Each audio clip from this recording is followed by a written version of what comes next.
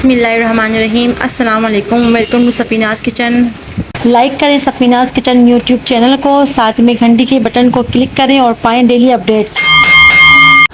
आज मैं आपसे शेयर कर रही हूँ होटल वाली माश की दाल की रेसिपी, जो गोश्त से ज़्यादा लजीज बनती है और 5 मिनट में तैयार हो जाती है। पाकिस्तान के तमाम होटलों में ये माश की दाल मिलती है और ये होटल की सीक्रेट रेसिपी है जो मैं आपसे शेयर कर रही हूँ। यहाँ मैंने 1 कप दाल ली है।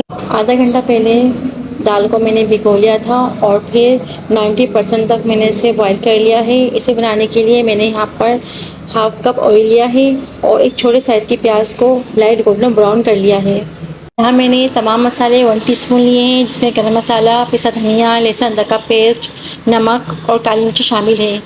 इस दाल में बहुत ही कम इंग्रेडिएंट्स शामिल होते हैं। बस आप ये मसाले ऑयल में शामिल कर दें और ऑयल में अच्छे से मिक्स कर लें और 2 मिनट इसकी भुनाई कर लें।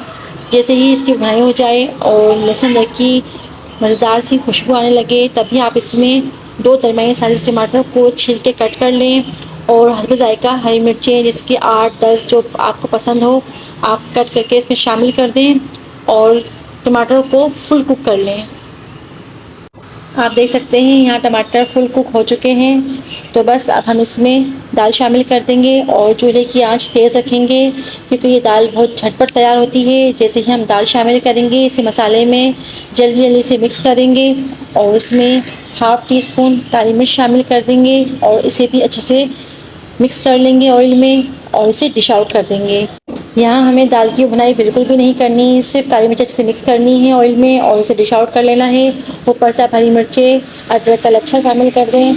ये दाल बेहतरीन प्रोटीन सोर्स है। अगर आप इस अंदाज से दाल बनाएंगे तो आपके घर वाले बार बार फरमाइश करेंगे।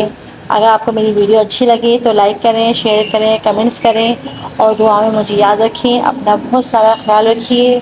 अल्लाह हाफिज़।